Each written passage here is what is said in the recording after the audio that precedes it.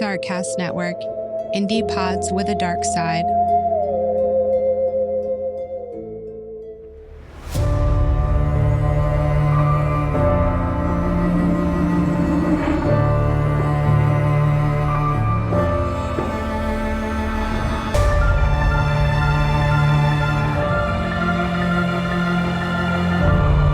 Hello and welcome back to Fuck That. Really quickly before I jump into this week's episode, I just wanted to quickly plug my Patreon. I hate preaching at everybody before an episode starts, but a lot of people have been reaching out to me about bonus content as well as archived episodes. So on my Patreon, there are 3 different options. You can access my complete library of all of my archived episodes. I'm up to over 60 episodes now, so a lot of those are backlogged. You can access all of them on my Patreon. All of my episodes are ad-free there. I do early releases on Patreon, bonus episodes on Patreon. There's a free Discord community, which I'm still building, but there it is private and you can access more information on cases and chat with me. I don't want to say 24/7 because I do have a life, but I also kind of don't. So I'm also planning on doing live events at least once a quarter, and that will be at the request of the people that are members. So if they just want to do the live chat, live video chat, or if they want to do a live case discussion, what I'm going to be doing is asking the members what they prefer, taking a vote, and then whatever gets the most votes is what we'll be doing. And you can find that on Patreon at fthatpod. All right, so let's jump into the episode. It's funny because I only started using TikTok less than a year ago. I was super against it. I just had it in my brain as a millennial that it was not a platform that I needed. But then I joined and I met all of these people on TikTok that were in the true crime community and wanted their stories to be told. If you listened to my Chad Howard, the TikTok fugitive episode, which by the way, he's in Russia now, he's doing well, which I love. I met Chad on TikTok.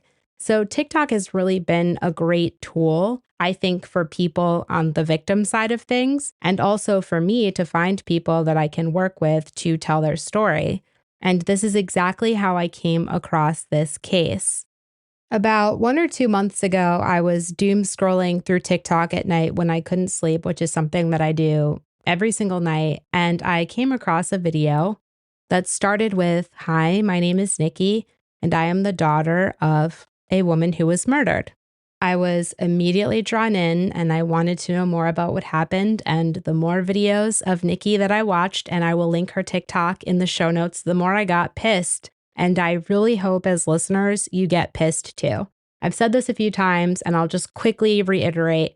I know it's easy for us to consume true crime content and listen to it and file it in the back of our brains as a story. We have no personal connection to these people, so it's easy for us to listen to it and not feel guilty or like we need to get involved. But doing this podcast has really changed my thought process when it comes to true crime. And I think really not only as content creators, but as people that consume true crime content, we have to be ethical about it. There's nothing wrong with wanting to listen to these stories, but I think we really have to do it with purpose. And I think if we're going to consume this content and regurgitate this content, we owe it to the people involved to get involved. And so if you have some time, I'm just going to ask you to get involved. Whether you check out Nikki's TikTok, you give her a follow, or there's going to be a documentary coming out about her mom's murder that is linked in her page. It's going to be on my website. They're looking for donations. However you want to get involved, even if you just look at her TikTok videos, all I ask is that you take a minute after this episode and you just think about it. Just think about this as not just another story you're listening to, but real people. And in this instance, it's a daughter trying to get justice for the murder of her mother. On July 9th of 1993, around 1:40 in the morning, 3 officers from Sedona Police Department in Sedona, Arizona, were dispatched to Coffee Pot Drive after a 911 call came in from a man named Russell Bennett Peterson. A young mother of 2 died during a domestic altercation. And while her live-in partner was investigated as a suspect and the case was considered a homicide, The Yavapai County Attorney's Office would eventually refuse to press charges due to an alleged lack of evidence. This is the murder of Stephanie, known as Stacy Marie Wasilishin. 911, what's your emergency? I need help. What kind of help, sir? There has been a very bad accident. Me and my wife, we were in an argument, and she's hurt. She's hurt very bad. I need help. Okay, what's wrong with her? She's been shot. She was shot? Yes. Who shot her? We were...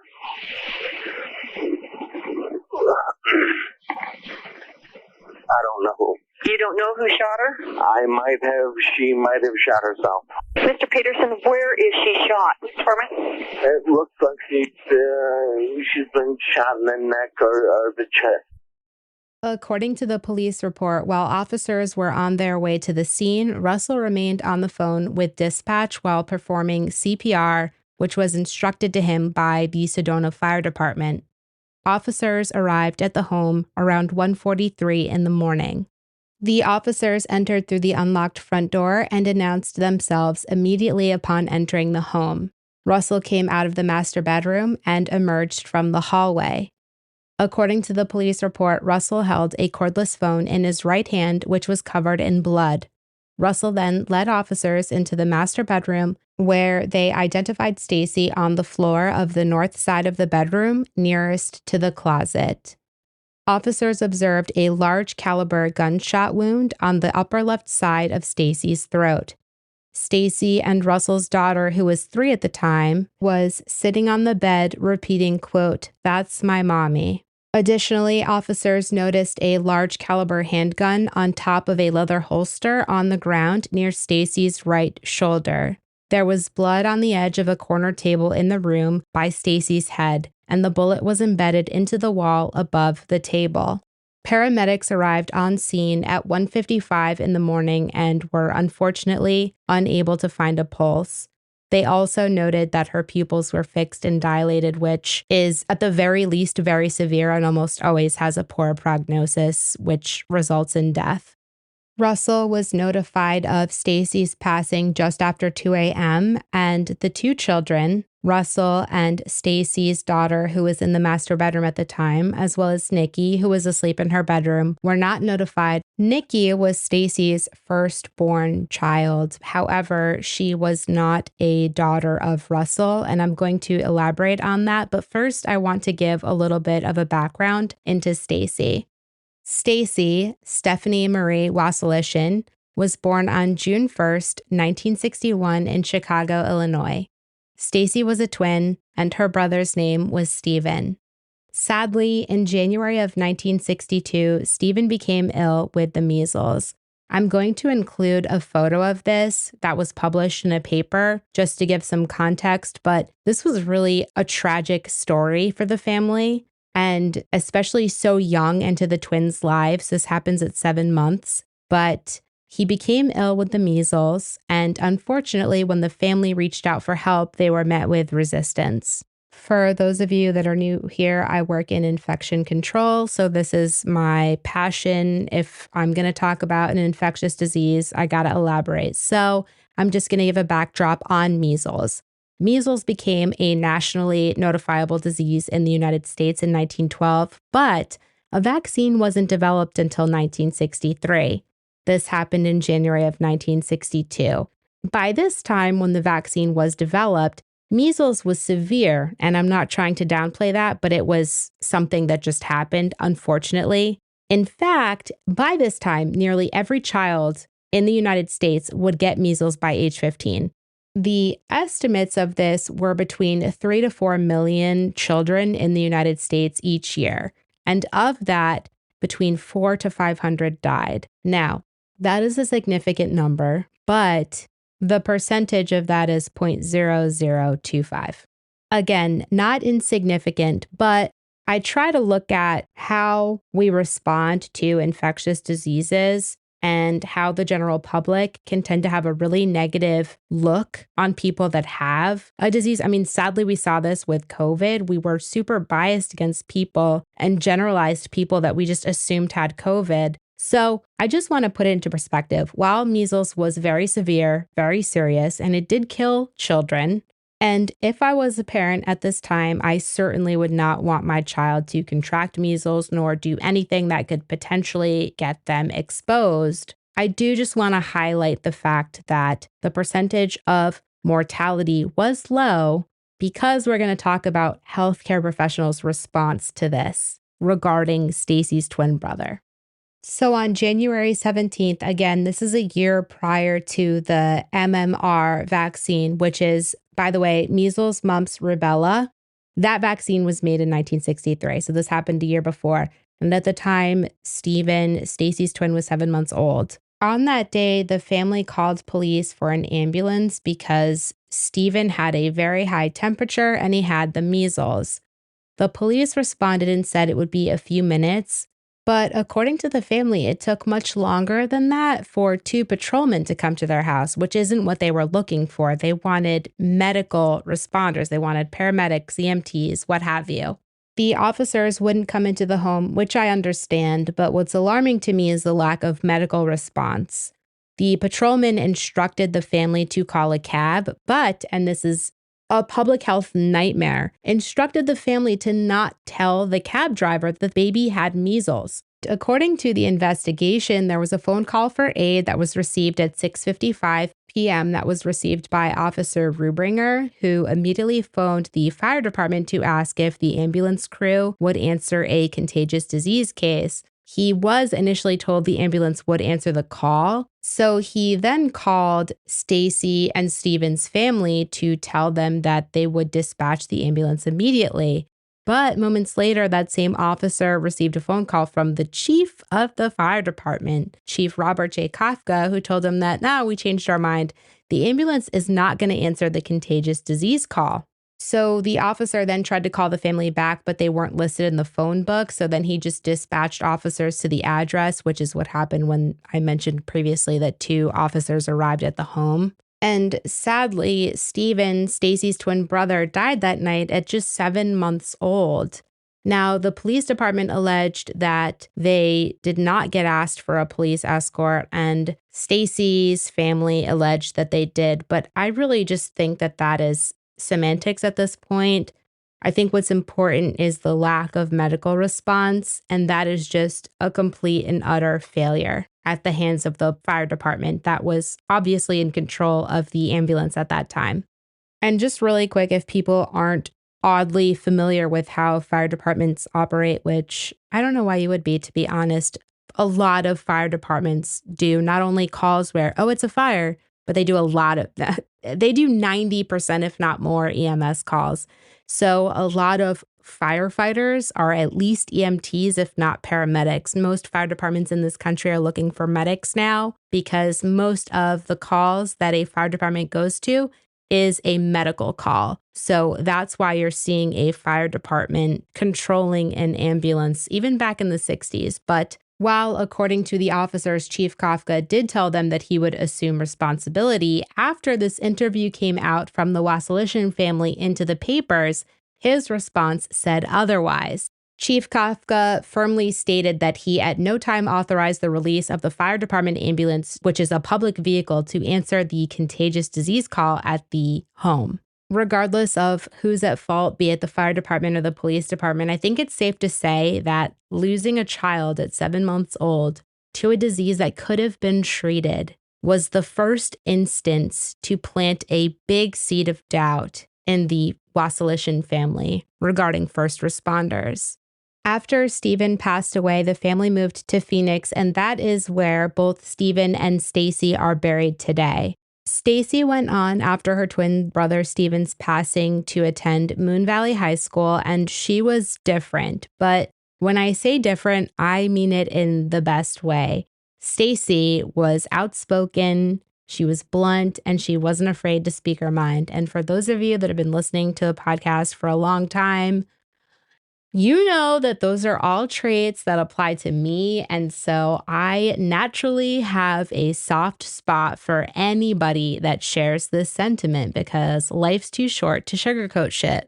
Stacy loved music, and in particular, she loved Tom Petty. Ooh, American Girl, Tom Petty is good shit, rest in peace. Stacy's favorite color was green, and while Stacy had trauma earlier in her life, she was strong, resilient, and she was truly the type of woman who it didn't matter how hard you tried, nothing and nobody was going to knock her down.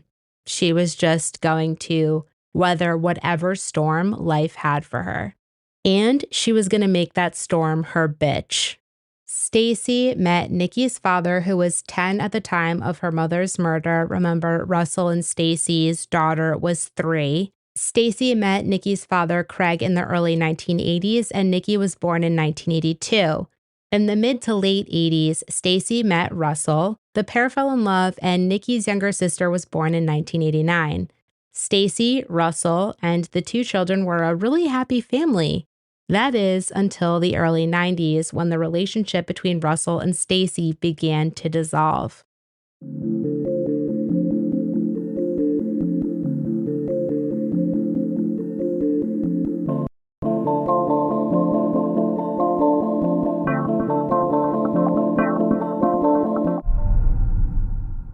Welcome, Nikki. Thank you for coming onto the podcast.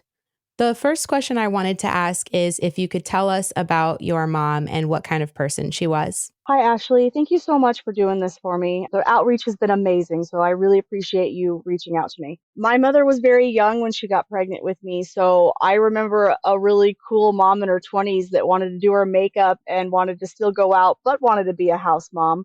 She enjoyed cooking and she liked to decorate, garden. When she moved us out to Sedona, she was really proud because that was the first time that we'd had a home. And it was the first time we had a yard because up until then we did apartment life. So she was in her early 30s. She was a young mom. And when we got that house in Sedona, I was probably like 8 years old. And so for the first time in my life, we got to do gardening and she planted pumpkins that first or second year we were there. And the pumpkins got so big. So if you ask me what's my favorite memory was those 2 big pumpkins that we pulled inside the house and we tried to carve. That was a pretty cool thing. My mom loved doing sunflowers too. And I remember after she was murdered, my aunt and the neighbors got together and they harvested those sunflower seeds from that last batch and they sent them over to me the next couple weeks later. And I remember they were such a treasured possession. And I want to bring it back now to the night of July 9th when Stacy was murdered. And around 2 a.m., Stacy was pronounced dead and Russell was notified by police of her death. But the children, Nikki, 10, and her younger sister, who was 3, were not notified at this time. Russell was initially interviewed on scene, and I'm going to get into that, but I just wanted to really solidify that this is his statement. He was the number 1 suspect in a case that was homicide, and he's also going to change this story, which I will note throughout the rest of the episode. But initially, during the brief dialogue that Russell had with police on scene, he told police that he and Stacy had been together for 6 years and they were not married, but they lived together for several years. They had 1 daughter together and he was a stepfather to Nikki. Both Russell and Stacy worked at the same restaurant. This is true. Stacy was a pastry chef and Russell was the chef. That is fact. Russell stated that he worked until around 11 o'clock that evening, and when he got home, Stacy had already been drinking. Russell stated that Stacy had a lengthy conversation with Nikki's father, which is her ex-husband, Craig. That is also fact. Russell told police that he was accepted into a cooking program at Cornell. This is true. And had a one-way plane ticket purchased, which upset Stacy. That is up for debate. The pair began arguing in the living room, and according to Russell, out of nowhere, Stacy went into the master bedroom, grabbed Russell's handgun, and pointed it at him while he was sitting on the couch. Stacy allegedly fired a single round at Russell and told him she was going to blow his brains out. Stacy then walked towards the bedroom. Russell followed, and the second shot fired from the gun, which was fatal, was fired. Now, I try to cover cases without my personal beliefs. I'm going to try to do that with this case. But what I'm going to try to do is give you evidence that I think contradicts the fact that Stacy ever fired a shot at Russell at all. And that includes her walking into the living room and firing a shot at Russell in the living room. But before I do that, I want to try to go in chronological order. And so I'm going to cover what happened immediately after this happened and immediately after his statement. Can you walk us through the events of that day? I know it happened at night, but if you remember that day, what was it like, and the events afterwards as well? I know that she went to work that day, and I honestly don't remember if I had a babysitter or not. I don't think so because at that time I was almost 11. My mom had started leaving Christina alone with me, and I started babysitting. So she had gone to work, and I'm pretty sure I just babysat Christina, and we were supposed to go to a coworker's house and stay the night because my mom had plans with Russell that night to have, alone time before he went out of town that weekend. And that didn't happen. He ended up getting stuck at work, and my mom was like fuming. And I didn't know this as a 10-year-old, but she was really upset that she didn't get to have her alone time and that he was going out of town. He was basically just neglecting her. The restaurant had become his whole world. And she sat on the phone. I remember her being on the phone, and I remember getting yelled at, go to your room, be quiet, go outside, because she was making plans. What I find out 30 years later, or not 30 years, but what I'm telling the world now 30 years later, is that she had been planning on leaving Russell, and she had called my dad. So the events of the day are murky, but I remember the events of the evening because she was on the phone for hours talking to my aunt, then for my dad for 2 hours, and then calling my aunt again. And around 11 o'clock, I'll say goodnight to her. She was done with her phone calls, and I'll come behind her and give her a hug and a kiss and go to bed. And I'll hear her boyfriend come home around 11:15, 11:30, and I don't know anything. I slept hard, and the next thing I know, it's 3 hours later, and the Sedona Police Department is waking me up by a flashlight and escorting me from my home, and they're telling me that my mom and Russell got into a fight, get dressed, I need you out of the house. And they're trying to block my view, and I can see that right where I said goodnight to my mom just a couple hours ago, Russell's sitting there, and he's rocking, and now he has blood on his hands, and there's police standing all around him. And the cop is trying to like shield me, but I can see, and they hustle me out of the house and put me in the cop car where my little sister was sitting, and she kept saying, Poppy killed mommy, Poppy killed mommy, Poppy killed mommy. And then about 20 minutes later, they will put him in the same cop car as the children, allowing him to touch me with my mother's bloody hands, and whisper things in my ear, such to the effect of, I love you, I'm sorry, and I want to keep the family together. So if you were going to ask me when was the first moment I knew something was really wrong, it was that moment in the back of the cop car when he was saying that in my ear, because that's not stuff he ever said to me. This wasn't my daddy. This was my mom's boyfriend, my sister's daddy, and he was not touchy-feely. He did not say that kind of stuff to me, and that's when I knew something was wrong. According to Nikki, she and her sister were placed in the back of a cop car with Russell, who is an alleged suspect, after her mother's death. And this is the first of many mistakes that Sedona Police Department will make. What was your relationship like with Russell? Yeah, he was my mom's boyfriend. He wasn't ever mean to me. Like, my dad was like stern and I'd get the paddle. Russell was very soft spoken. Wasn't a harsh person. So I liked him, but he never took much interest in me. I wasn't his child. Him and my dad never got along. They would get into fist fights. So Russell, I don't ever think wanted to bond with me ever. And when we moved to Sedona, he was so taken with that restaurant and being the executive chef and making a success. I barely remember Russell in Sedona, so I really didn't have much of a relationship with him. On July 9th, 1993, at 4:41 in the morning, 3 hours after the murder of Stacy, Nikki's little sister, who was 3 years old, was interviewed by police. And she was interviewed by Detective Spokes from Sedona, but a name that I want you to remember is Detective Gary Saravo, and Gary is an investigator from the Yavapai County Attorney's Office. I have the full transcript of this conversation, but again, her sister is 3 years old, so a lot of it is just repetitive, so I'm going to read direct quotes from several parts of the transcripts. Initially, they're asking how old she is and what her last name is. I think that they're just trying to suss out how cognizant she is of her surroundings at that point in time. They ask her about some scratches, which she explains is from a cat that she has at home. They then quickly segue, and what I think is interesting, and I know that this was It will be 31 years this summer ago. I just think it's interesting to consider the fact that this is a 3-year-old child and there were 2 male investigators conducting this interview. Not that there's anything wrong with the fact that it was a male or 2 male investigators. I just thought it was strange that they didn't try to have a female presence, or if available. And I understand that some police departments unfortunately don't have that, especially back then didn't have that. But at the very least, I just thought that maybe they would want to have, since she just witnessed something horrific happening to her mother, a female presence in some kind of way. But instead, it was just 2 male officers. And I don't think that they were trying to do anything nefarious in any sense. I just thought it was an interesting thing to note. So they immediately transitioned into asking the events of that night. And they asked if she was asleep that night. She says yes. They ask if anything happened. And she said, my mother died. They say she did. What happened? How did she die? She says, quote, my dad killed her. They ask, how did your dad kill her? She says, with a gun. They ask, he killed her with a gun? Tell me about it. And she says, he killed her with a gun and then she bleeded. They ask further questions, if she was sleeping and where she was. And she says, I was sleeping in my room. They ask, where is her room? They say, is it by your mom's room? And then they ask to tell them what she heard and she saw.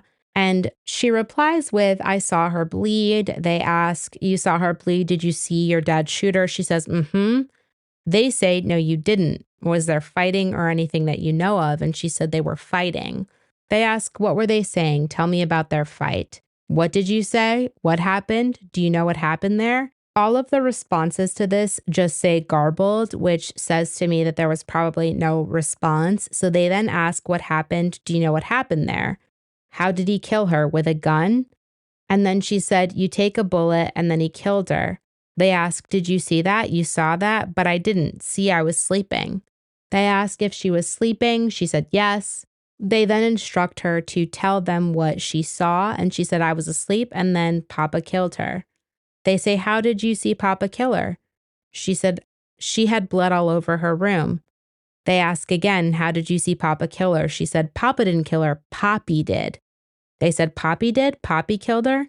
She said, because I was sleeping in my own room. They then ask her how many times she heard gunshots, and she tells the officers that she only heard 1 gunshot. There is another line of questioning that asks to solidify how many times she heard shots, and she reiterates that she only heard 1 shot. But she also reiterates several times, Poppy killed her. Poppy killed her because my mother was dead and Poppy killed her. A question that I thought was interesting, and this will align with one of 10,000 different statements that Russell will go on to make, is they asked where the gun was. And she said, in the closet. I mean, he got it out. They say the gun was in the closet. Was he holding it? And she's like, In the closet? Daddy got it out? Yes. They then ask her, what did he say? And she said, he said that he shot the gun, then he cried. They said, he said what? She said, he said that it's hopeless and he cried. Question, it's hopeless? She said, mm-hmm. Question, and he cried? She said, mm-hmm.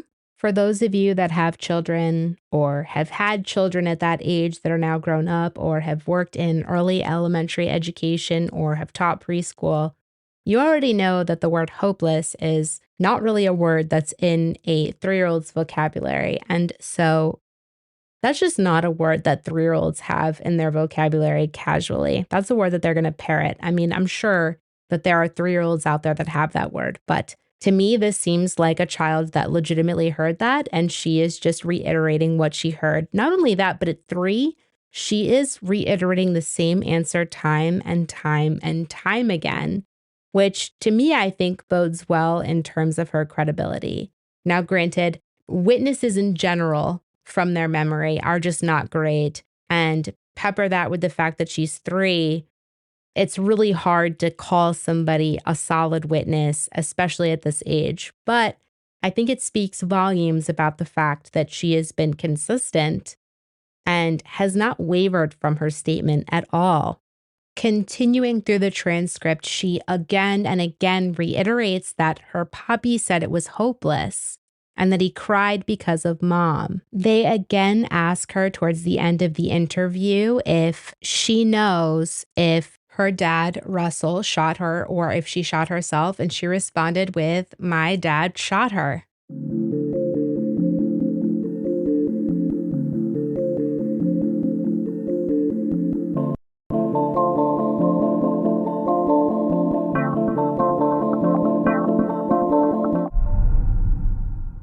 What was your mother's relationship like with Russell? I know when the event happened, it wasn't great. Was there ever a point in time when it seemed like maybe it was a little bit more positive? Do you think there was maybe a turning point? Oh, sure. It was great. The relationship with my dad started to break down when I was 3 or 4. My dad never wanted me. She had several abortions at 17, 18, and then finally decided to have me at 19. And my dad, that's when the relationship broke down. He didn't want to be domesticated. He didn't want to be hooked in. And so when I was around 3 or 4, she met this guy that was totally opposite from my dad. He didn't work in a shop. He worked in a kitchen and he made stuff and he wanted to wine and dine her.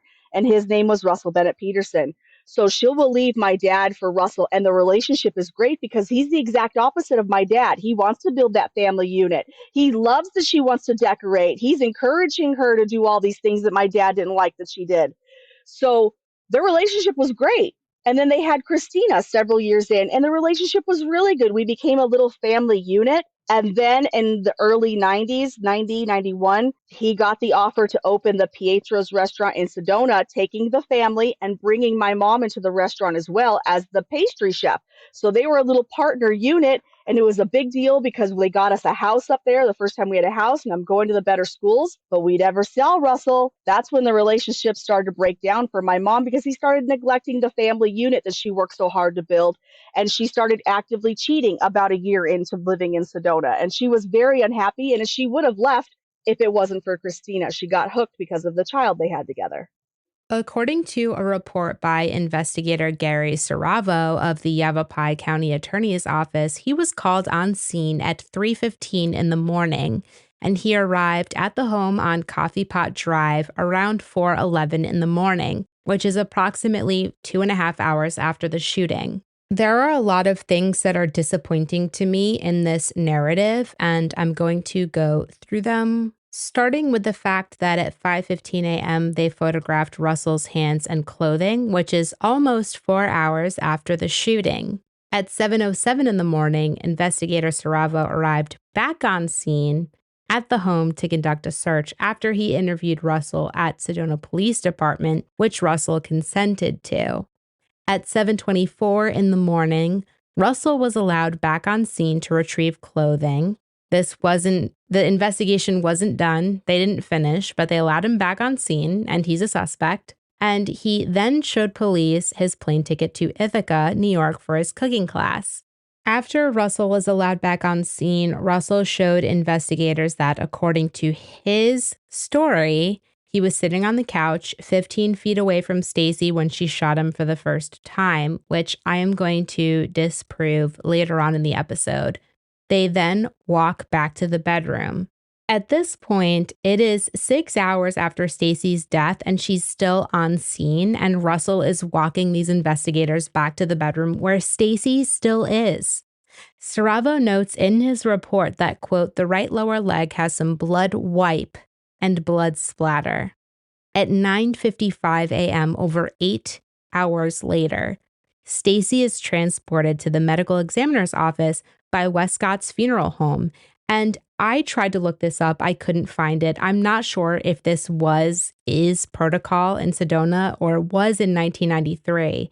And I don't know the availability or logistics of the coroner's office back then, but I did think it was strange that her body was transported over 8 hours later, unaccompanied by an officer, by a funeral home. After Detective Spokes and Investigator Saravo of the Yavapai County Attorney's Office spoke with Nikki's younger sister, following that interview, arrangements were made to place Nikki and her little sister into foster care for the evening. Stacy's autopsy was conducted on July 9th of 1993 at 1:20 in the afternoon, and in attendance was Detective Brooks of Sedona Police Department. The autopsy was performed by Dr. Philip Keene of the Maricopa Medical Examiner's Office. Before I get into the autopsy, I'm going to read directly from Detective Brooks' note of the autopsy. It says, quote, Dr. Keene then told me that it was his opinion that Miss Wasilishin's death was a, quote, unquote, homicide, and that Miss Wasilishin would have probably had to have held the gun in her left hand to have obtained the angle and location of the entry and exit wounds. Dr. Keene further added that a written report would be sent to the Yavapai County Medical Examiner's Office in Prescott, Arizona in about 10 days. Transitioning to the autopsy report, according to that report, the type of death is listed as violent. The cause of death is noted as a gunshot wound to the neck, and the manner is noted as a homicide. Now, I'm not a medical examiner and I'm not a professional in this capacity, but I can say that since I've started this podcast and since I've started working with victims' families, I have never seen an autopsy. Working with a relative of somebody that was lost, I've never seen an autopsy ruled as a homicide. In my opinion, to have a medical record deemed as such is a very, very strong statement, and the medical examiner must have been certain to the point where they would then, because this is part of the role as a medical examiner, unfortunately, they must have been so certain of their statement that they would take the fact that this could go to court and they would argue it in court. This means that they are so certain that they would be willing to be examined and cross-examined in court if this ended up in a criminal trial. So to state this on an autopsy is a very, very strong statement that should not be taken lightly. I'm going to dive into the pathological diagnoses. Number one was a perforating contact gunshot wound to the neck. And what I mean by contact wound, it means that the barrel of the gun was directly against Stacy's neck. And this resulted in a fracture of the cervical spine at the C3, C4, and C5 levels, a transection of the cervical cord at a C4 level, and a contusive laceration of the soft tissues of the neck. Lastly, there was a fracture floor of the cranial vault in the right middle cranial fossa, and that means that it's a depression, or in other words, like a pit or a groove. Additionally, the medical examiner noted that there was gunpowder residue, nitrates, on Stacy's left hand. I want to note that Stacy was right-handed. She was not ambidextrous. She was right-handed. The palm and the web of Stacy's left hand was positive for residue, and her right hand was completely negative. And the left side of her neck was negative for powder residue. Now I want to take some time to discuss the weapon that is in question, and that is a Ruger Red Hawk double action 44 Magnum. So for those of you that aren't super familiar with guns, you have a single action versus a double action. This gun is a revolver, but the difference between a single and double action is the amount of steps that it takes an individual who's using the gun to start the firing sequence. So with a single action, you have to cock the hammer and then pull the trigger. However, with a double action, the shooter can either fire the gun the same way as a single action, or they can fire with just using the trigger. And when this happens, the hammer is not cocked. So when you pull the trigger, you are essentially in a double action. You are cocking the hammer, and then the hammer is released to fire the gun. What I thought was significant in this case and investigation was that it requires 12 pounds of pull in order to pull the trigger for this weapon. And the gun itself weighs over 3 pounds.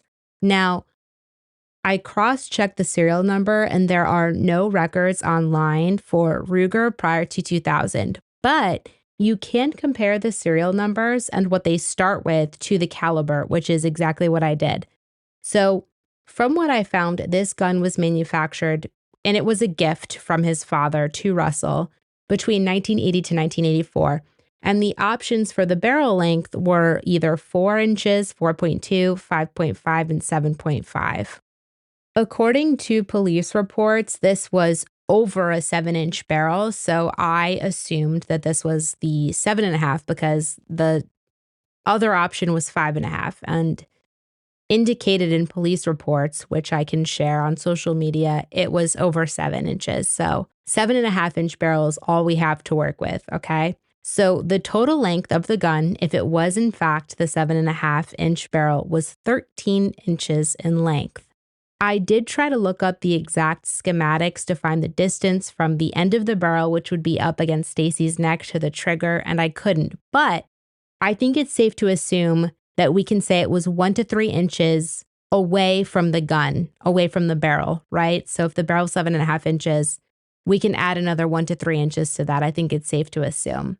That would mean that Stacy would have had to hold the gun, if this was self-inflicted, which will be argued later by Russell, between 10 to 12 inches away from her neck. And then she would have had to pull the trigger with her left hand. Remember, she was right-handed and she only had gunpowder residue on her left hand. So she would have had to have held the gun between 10 to 12 inches away from her neck and pulled the trigger with her non-dominant hand. I want to note that according to records, Stacy's measurements for her arm from her elbow to her wrist are 9.5 inches. Her left hand was exactly 7 inches in length and 4.5 inches wide. But I just want you to picture from elbow to wrist, which is what you would need to get at that angle, that bend, 9.5 inches. And I'm being generous when I say that the trigger is 3 inches away from the end of the gun opposite to the barrel. It's probably not. It's probably closer to 1.5 to 2 inches. So that means between like 11 and 12 inches with a 9.5 length from her wrist to her elbow. It just doesn't make sense. But I wanted to look into this more. So my dad decided to help me out with this. Shout out. Thank you so much. You guys, the shit. And he helped me out with this with my sister, who is of age. She can drink alcohol, so don't worry. Everybody is fine. Everybody's safe. I actually had no idea that they were doing this for me. And I'm not going to lie. My dad and my sister, love you guys so much. A lot, replicated this for me to try to give me an idea. And my dad didn't have the exact gun. He does have a Ruger GP 100, and it takes 11 pounds of pressure to pull the trigger. If I didn't say pounds of pressure before, sorry, I meant to say pounds of pressure, which is the amount of pounds of pressure that it takes to pull the trigger, obviously. But the barrel of the gun is 6 inches, so this is pretty applicable. So you have an 1.5 inch difference. It's a little bit shorter, and it's 11 pounds compared to 13, but it's very similar. My sister weighs about 15 pounds less than Stacy, but I think that this is a pretty good replication.